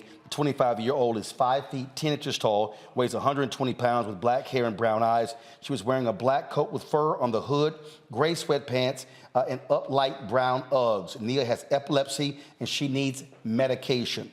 Anyone with information about Nia Sandra Rash is urged to call the Penn Hills, Pennsylvania Police Department at 412-342-1167, 412-342-1167. Folks, some absolutely tragic news out of Connecticut. Yesterday, Quentin Q Williams was sworn in as a state representative in Connecticut. Today, he was killed in a wrong-way crash. Connecticut State Representative Quentin Williams, again, happened less than 24 hours after he was sworn in for his third term in office. Officials report that the accident happened when a car traveling in the wrong direction crashed into Williams head-on. The other vehicle's driver also died and was identified as 27-year-old Kamid Mustafa. Williams was the African-American representing the city of Middleton in Connecticut and served as city treasurer in 2011 and 2015. He was also on the Planning and Zoning Commission in 2007, and in 2009, he was the commission's chair. Williams, just 39 years old. Folks, some good news out of Cincinnati, where the Buffalo Bills player who suffered cardiac arrest on Monday, he is awake. Damar Hamlin, his brain function appears to be in good condition. Doctors also say he can write messages to communicate. The first thing he wrote was, "Did the Bills win the game?" And they replied, the physicians caring for him, first of all, they replied, "You won the game of life." That's what they said. This is the Buffalo Bills statement. Per the physicians caring for Damar Hamlin at the University of Cincinnati Medical Center, Damar has shown remarkable improvement over the past 24 hours. While still critically ill, he has demonstrated that he appears to be neurologically intact. His lungs continue to heal, and he is making steady progress. We are grateful for the love and support that we have received. Now, folks, the NFL also announced that Damar is going to receive, no matter what happens to him, he is going to receive lifetime help. This, I'm going to read for you what was posted on social media. Give me a second. Let me pull this tweet up right now, folks, so you can see. NFL EVP Troy Vincent says that, this is the tweet right here, they hope that Damar Hamlin will make a full recovery, but made clear he will be provided resources, benefits necessary to make sure he had what is needed for complete life despite Hamlin not being a vested NFL veteran. Annie Apple, who is the mother of Eli Apple, a cornerback for the Cincinnati Bengals, who was actually at the game on Monday. This is what she tweeted. "This is awesome news. Can this be made available for all NFL players and former players? God has done her part. The NFL now needs to do its part in caring for the health and safety of all its players."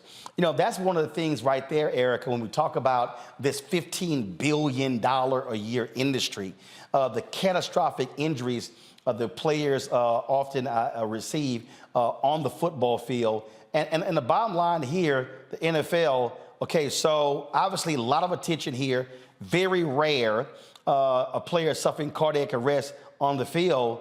But if you're saying, let's support him, as Andy's saying, what about the other players? Yeah, Roland.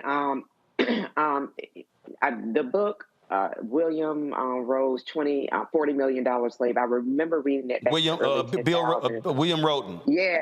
Oh, yeah. I remember this right here back behind me, but I remember reading that in the early 2000s and really properly for about 10 years. Are you trying to have your Greg Carr bookshelf reference?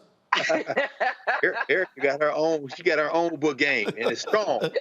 Go ahead, Erica. But in reading that book and just really walking what athleticism and really taking the Black body and to making it into something to like a beast, or now as we come in here more commonly, gladiator, really for profit.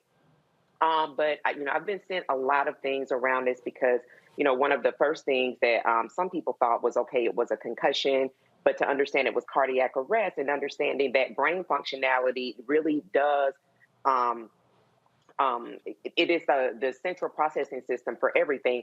I'm bringing all that forward to talk about, when we talk about being vested in the NFL, being vested in the NFL takes at least over 3 years for them to be vested. But understanding that these folks that play this game have really been playing this game. I know my son started when he was 4. They've been playing for an exceptionally long time. So a lot of what we hear about, but now commonly what we're now reading about because of the CTE piece, what their bodies and their brains endure over time after receiving multiple hits and injuries. All of this to say, when you're looking at the disability policy, not only in the NFL, but in this country, and I've written and talked about this, having some type of disability, not being able to fully function in this world is laborious as hell. And so when you're hearing about players that, there was this CTE settlement, but 60% of the players have not began to receive their payments, that's a problem. So what happened with DeMar, for those of us that were watching the game live when that did happen, it really was traumatizing. It's a lot of shock that went into that. But that is a moment that we honestly all know that can happen because of the level of sport that that football is. All of that to say, this was an excellent opportunity, and we're thanking God that DeMar has the progress and improvement that he's made, and that people will continue to root and care for him in a way that he can have as much success in his progress as possible, but also leaning back and thinking about what it means to actually be in this space where a person is disabled and not 100%, and the labor that's involved to not only get care, to have the advocacy, but then to also help them to have whatever 100% wellness looks like for them. So definitely all of the kind of like diamond perspectives that are being brought up, but especially taken to task the billions of dollars that the NFL and those 30 plus owners made. That is also time to be very much so concerned about the people that bring that those profits through their labor and their body. I always get a kick out of certain folks when they discuss these stories, especially on Fox News. And last night, Laura Ingraham, let's just say she got her ass handed to her by Steve Allman, the author of Against Football, who just threw in some nice shade while talking with her. Roll the tape. Well, I know you're focused on the players. I'm focused on the fans. And what I essentially believe is not that any government ban is going to make football safer, and certainly not some mythic woke mob that you mentioned to try to scare your viewers. I think it's going to happen. I'm not trying to scare the viewers. Football's not about politics. It's not about politics. You're I think making that's your it about entire politics. economic model your entire economic model is to scare your viewers. That's your whole gig. I mean, Steve, you really want football to be banned. Yeah, you want football to be banned. No, I don't. This is what you do. Game. Oh, come on. You want football essentially changed into, I don't know what. Like, I don't know, you have a sensor in the helmet, I guess, okay. Propose one, Well, is that technology troubling to you? No, not in the slightest. If you're concerned about the players, not in the slightest. why wouldn't you want them to play in a way that was safer? You're not concerned about the players. Things the NFL could do tomorrow, but they're not going to do it until there's an economic incentive. The reason they settled that lawsuit is because they had a PR problem. It's like at Fox News when you have hosts who are allegedly sexually harassing people. Fox News throws money at that to make that PR problem go away. That's what happens with big corporations or powerful people. Well, nobody's done more. I mean, you know that, Laura, right? You know that. Well, yeah, that's a cute little move. But I'm trying to get you to answer a question. The reason that people change their behavior is because there's an economic incentive. A couple of years ago, when you taunted the survivor of Parkland mass shooting, you apologized only because advertisers withdrew from your show. And nice try, buddy. I appreciate it. This is what they always do. They hate getting owned, Reese. Ooh, yeah. How did he sneak by the producers? I want to know that. Yes, Laura, I like that he called her out. But the bottom line is I think he's right in terms of it's all about economics, whether it's Fox News, OAN, the Republican miscreants currently causing chaos on the House floor.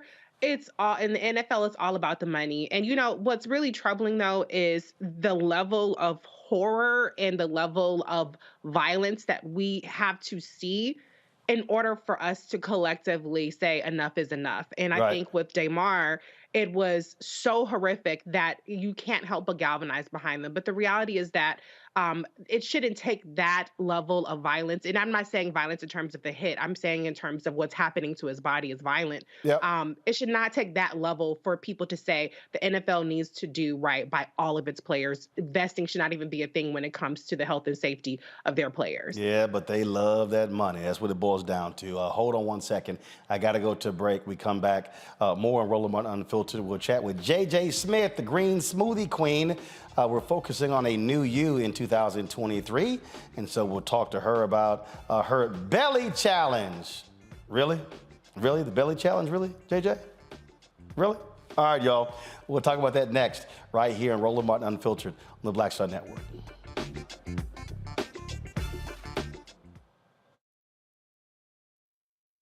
Hatred on the streets, a horrific scene, a white nationalist rally that descended into deadly violence. White people are losing their damn minds.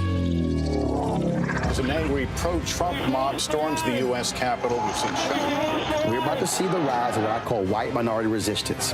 We have seen white folks in this country who simply cannot tolerate black folks voting. I think what we're seeing is the inevitable result of violent denial. This is part of American history. Every time that people of color have made progress, whether real or symbolic, there has been what Carol Anderson at Emory University calls white rage as a backlash. This is the rise of the Proud Boys and the Boogaloo Boys. America, there's going to be more of this. Here's all the Proud Boys, Dave. This country is getting increasingly racist in its behaviors and its attitudes because of the fear of white people. The fear that they're taking our jobs, they're taking our resources, they're taking our women. This is white fear.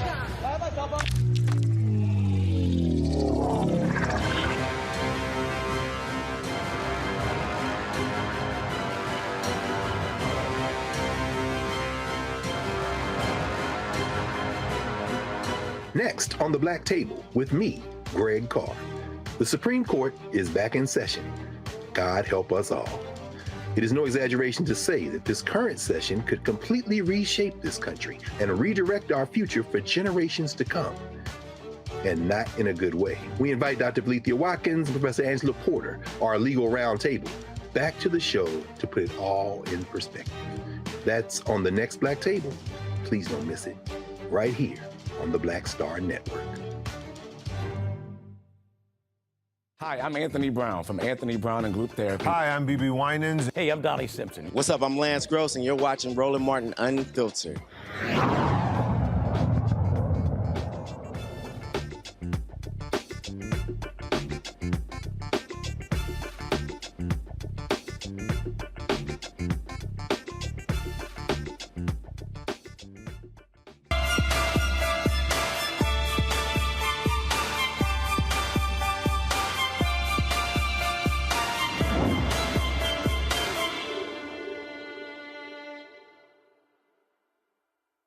Welcome back to Roland Martin Unfiltered.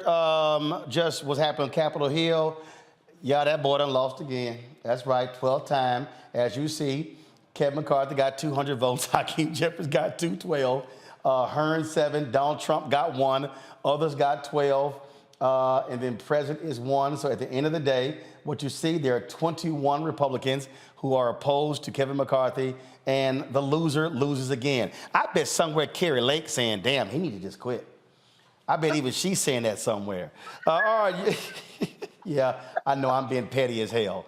And so, as you see, Democrats are just smiling and laughing because the American public, you see right there, Congresswoman Sheila Jackson Lee, that's Congresswoman Joyce Beatty, Congresswoman Cori Bush. So, you know, they're just like, look, these folk ain't got no sense at all. That's Congresswoman Robin Kelly in the blue with her back to us. And so Congressman Joe Nagase right there as well. So it is, I mean, you're seeing what is happening, y'all, about these dysfunctional Republicans. Steve Scalise does not look happy at all. But we'll see what's next. Is Kevin going to drop out? Is he going to get the message? And so what are they doing, folks? Are they adjourning? Or are they going to, so we don't know if they're adjourning yet, or if they're going to keep them again for, nope, when staff starts packing up, that's it. So they are adjourning for the night, and so he's probably gonna go back and figure out what else, what more ass he can kiss to try to give up concessions in order to become Speaker of the House. And he's gonna kiss more chapped ass, and what's gonna happen is he's gonna lose again. So at the point when you negotiate with terrorists, those same terrorists are going to sit here and hold out as long as they can. Yes, it is beyond laughable watching these idiots. All right, y'all. So when I was in Jamaica, going through, I call it shredding, shedding, and cleansing process, and I was walking along the beach, I said, you know what, I want us to focus on this new you in 2033. But I didn't want to do it the usual way where typically they'll have like all the fitness people. So I said, I want to have fitness folks, I want to have dietitians, I want to have different individuals. And so this week we had, of course, Jim Jones on the show.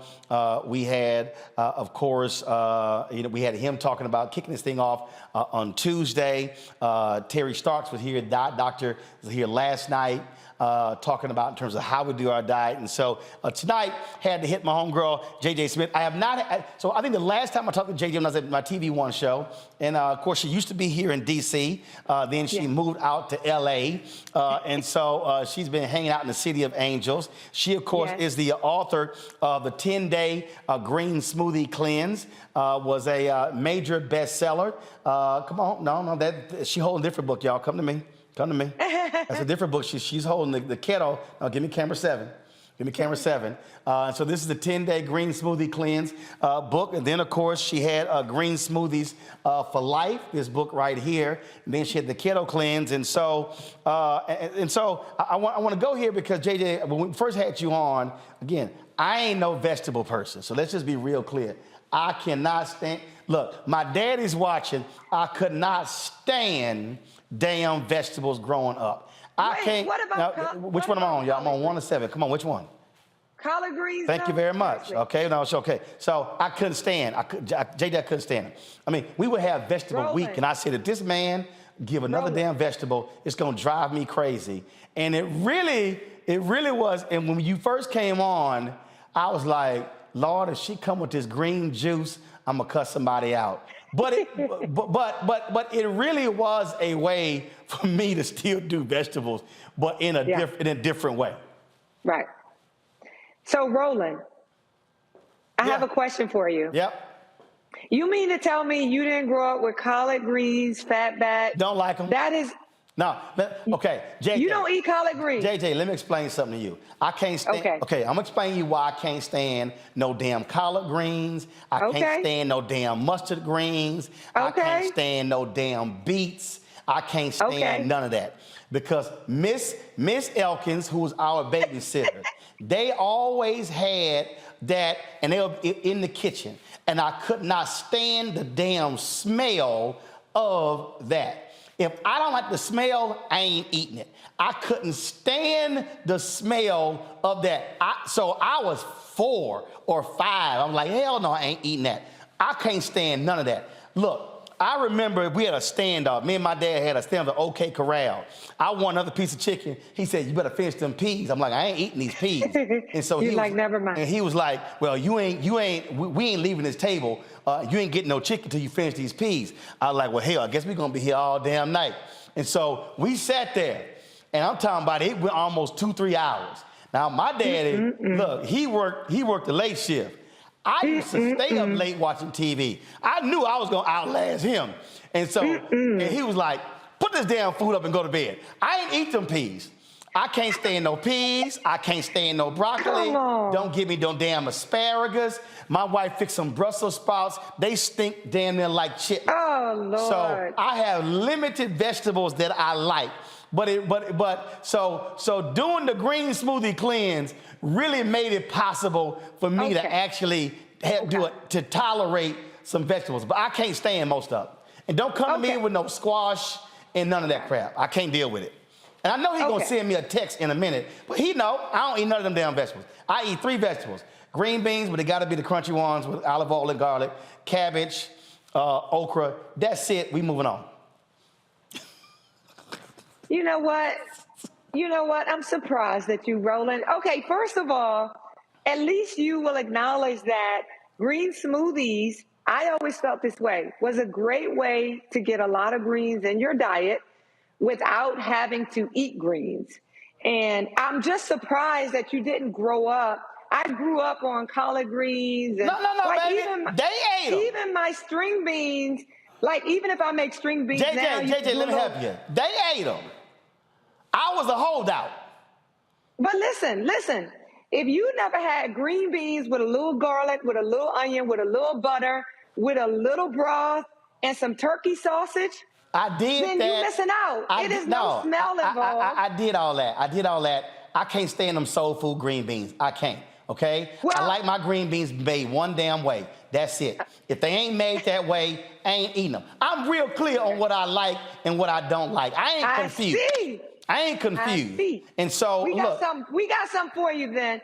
This is not dependent on you eating a lot of greens. We trying to get a slimmer waistline in 2023. So we're not gonna worry about you eating greens. We're gonna make sure that everybody has the best opportunity to get a slimmer waistline, because what people have to understand is how much belly fat you have is an indicator of early death. And in our community, Roland, we lead in high cholesterol and diabetes and high blood pressure. And if we just change the way we eat, we can change those numbers. So we're going to be eating good, and we're going to really decrease the risk of heart disease and other diseases that are associated with us not being in good health. So how are you doing that with this? Because what you about to start? What is it on Monday? This 30-day belly challenge? Yes, Monday. So on Monday, January 16th, we're doing JJ's 30-day flat belly challenge. And one of the things is, if I said, okay, I'm most committed to helping people that look like me take back control of their health and their weight. And I think because belly fat is an indicator of early death, if we really have a weight loss program that targets belly fat, then you're in a position to not only get healthy, to not only slim your waistline, but also increase your lifespan and really have longevity. And that was my goal. And the beautiful thing about this, it's not a smoothie program. We eat good, right? Okay, hold on. Now, when you say we eat good, I need you to define good, because your good and Reese's good and Erica and Greg's good could be a whole lot different. Everybody's a little different. Everybody's good ain't good. First of all, let me say this. My family's from Macon, Georgia. So when I say we eat good, I just get some props alone from my family being from Macon, because if they're from Macon, they know what eating good is. But what I'm saying is, you don't have to detox and only drink smoothies for 30 days. We're eating some very unique foods. We have like this Asian... First of all, Henry missed it. Eric was over there snapping her fingers like she was over there having Mardi Gras when you were hollering about Macon, Georgia. Oh, hey, Macon, Georgia. I know Henry was a little slow over there with the switch, but go on right ahead. Yeah. Finish your point, JJ. Okay, so what I'm saying is, we're going to be eating like chicken, and we have like this barbecue chicken foil pack. which is a healthier way to eat barbecue chicken. We got chicken meatballs. We got Asian stuffed peppers. We got salmon. Like, we have regular foods made very soulful. See, the important thing is I designed the recipes with 2 chefs. And it's great that it's healthy, but if it don't taste like, make me step back and be like, bam, it's not going to work. I really need food to move me in a way. You're right. I love to eat. I love for food to feel good. You're right. So we needed a healthy weight loss plan where the recipes were soulful and they tasted good. All right. And that's what we've designed. JJ, hold on one second. I got to go to a break. We come back. Okay. We're going to talk more about this 30-day plan in this so-called good food. Then I got questions from Erica, Greg, and Reese about that. My daddy going to text me talking about, boy, you still know what you're missing. Yes, I do. Yeah, he might be right, Roland. I know, I'm good. He might be right. I'm good. You can keep them damn greens and them asparagus and squash and all of. Let me tell you, some people put their foot in them greens. And then all of. Some people put their foot in them greens. Well, they take their damn foot out. And all them damn beans we had to eat growing up. It was every damn bean known to man in our house. I'm like, I'm sick of looking at bags of beans. All right, let me go to a break. We'll be right back on Roland Martin. I'm having damn PTSD, traumatic flashback. You're watching goodness. Roland Martin on Filter Black Star Network.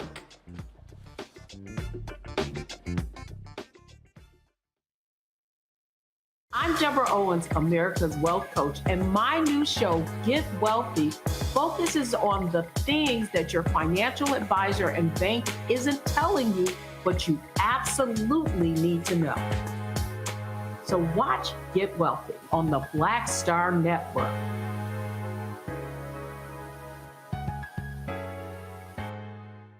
On the next A Balanced Life with me, Dr. Jackie, it's time to tie up those loose ends. Setting yourself up for balance, success, and even prosperity in the new year. Financial expert Pamela Sams joins our panel. She will give us a checklist of things that we need to do before the calendar turns. We develop our money mindset by the age of 6. And so we have our sometimes 6-year-old self still operating in the background of our money scripts. That's next on A Balanced Life on Black Star Network. Next on the Black Table with me, Greg Carr. The Supreme Court is back in session. God help us all. It is no exaggeration to say that this current session could completely reshape this country and redirect our future for generations to come. And not in a good way. We invite Dr. Valencia Watkins and Professor Angela Porter, our legal roundtable, back to the show to put it all in perspective. That's on the next Black Table. Please don't miss it. Right here on the Black Star Network. Hey, I'm Antonique Smith. What up, Lana Well, and you are watching Roland Martin Unfiltered.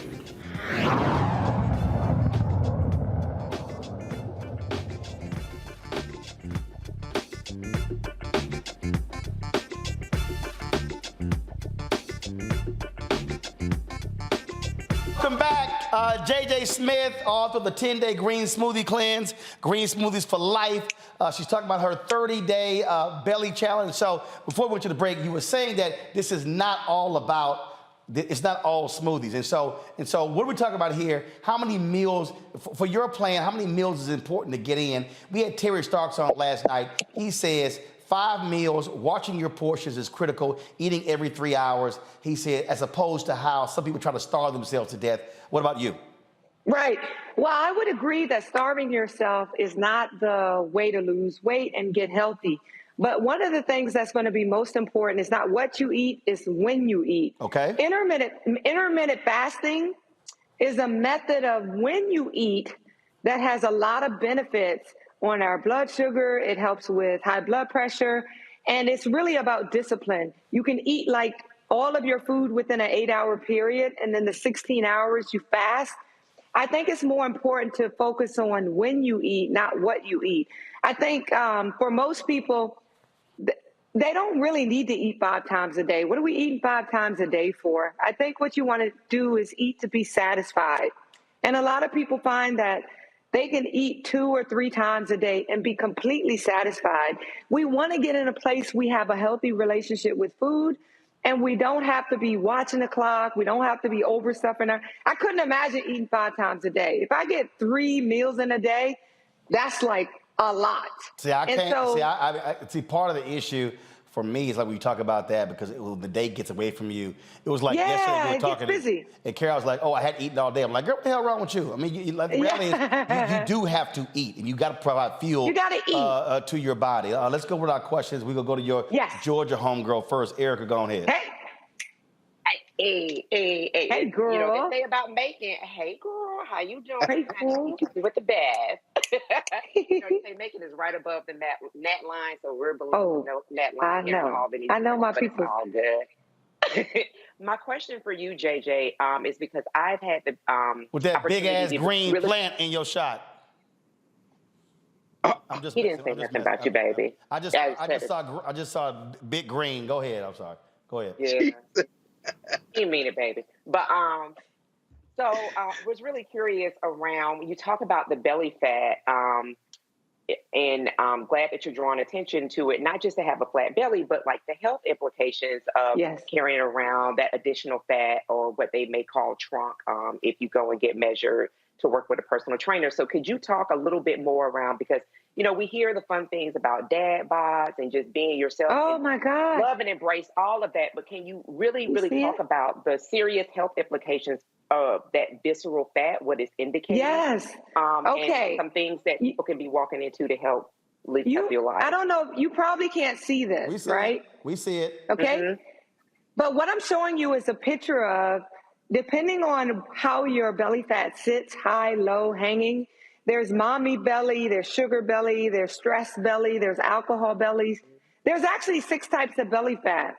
And depending on which type you have, there are different solutions to get rid of it. And so I'm glad you talked about it, because people don't even realize, depending on how your belly fat sits on your body is also an indication of what strategies you need to get rid of it. Like I'm in my 50s. So for me, menopause belly is very real for me. Whereas a lot of people deal with mommy belly. If you had like people tell me all the time, I got a mommy belly and my baby is 12 years old. They never really got rid of that stubborn belly fat that happened after childbirth. But the beautiful thing about our program is we take each of the different types of belly fat, and every one of them has a different solution. That's why diet and exercise alone is not how you get rid of stubborn belly fat. You got to figure out the root cause. We start this program by giving you a quiz. So you first say, what type of belly fat? I've dealt with alcohol belly because I have too many cocktails, menopause belly, bloated belly, sugar belly, eating too many pasta and carbs. But really, they're all different. And how you solve them is all different.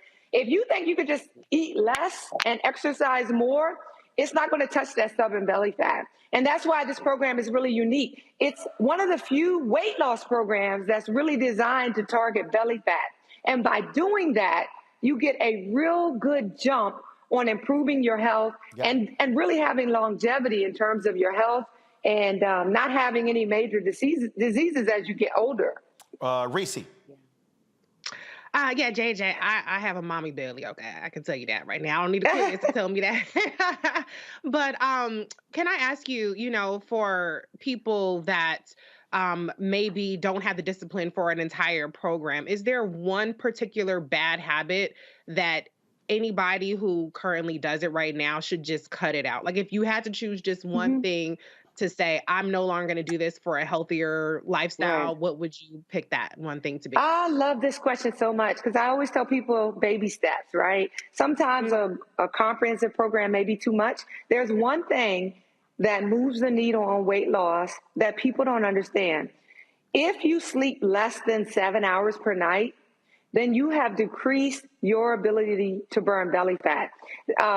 When you don't get a lot of sleep, if you have stress, mess, drama in your life, you raise your cortisol levels, and the hormone cortisol stores fat in the belly. It is scientifically proven. Lack of sleep, a whole lot of stress will cause you to store more belly fat. The one thing I tell people who say, oh, I can't eat right, but can you get more sleep? If I could just get you to get more sleep, if you need melatonin, if you need a sleep supplement, whatever you have to do to get more sleep, you've literally changed your body's ability to burn more belly fat. And that in and of itself moves the needle. If you can't stick to a healthy weight loss plan, girl, just sleep more, because that's got to be the easiest thing in the world. Oh, yeah, I like that. And actually, one of the things, one of the things I did at the end of last year, because I had uneven sleep, Soledad O'Brien had this, it's the Aura sleep ring. So I wanted to be able to track the stats to understand in terms of sleep as well. And so that also helps because it gives you, I posted the last couple of days on my Instagram page what those sleep stats are, and it gives you that sort of indication. So there are ways for you, and also the Apple Watch also has different apps that also allow you to track those things as well. Greg Carr, your question. Yeah. That's a great question. Greg? Thank you. Yeah, thank you, Roland. And you actually, Reese, asked the question that I would have asked, and you gave the answer, JJ, because I want you to help save my life as well. 30 days. 30 days. No question. We got to talk. No question. But I mean, when you raise stress and sleep, I think that combination has been difficult, certainly for me.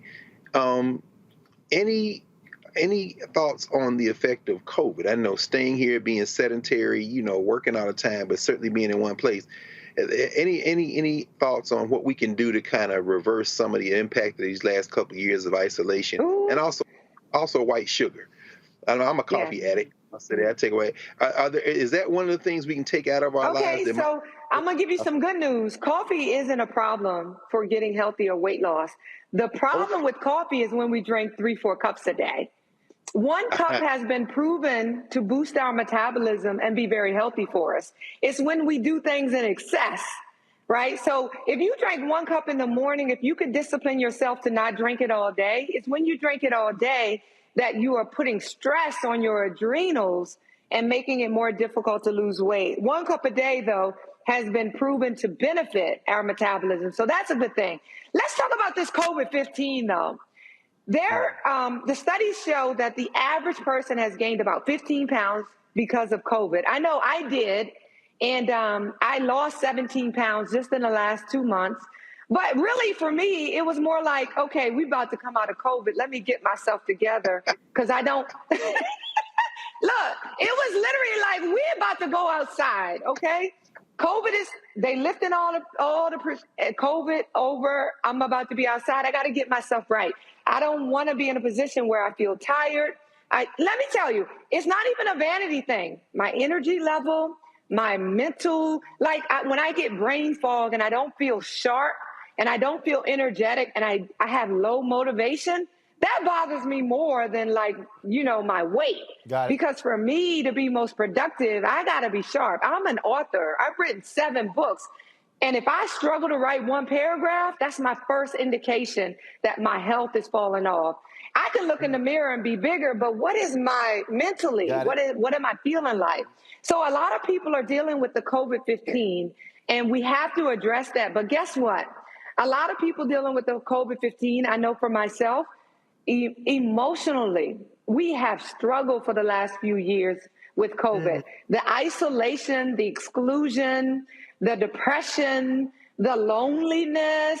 I have never felt more lonely in my entire life. It don't matter how many followers you have. I got about 30 seconds left to sign up for the Belly Challenge. Where do we go? Oh, go to jjsmithonline.com.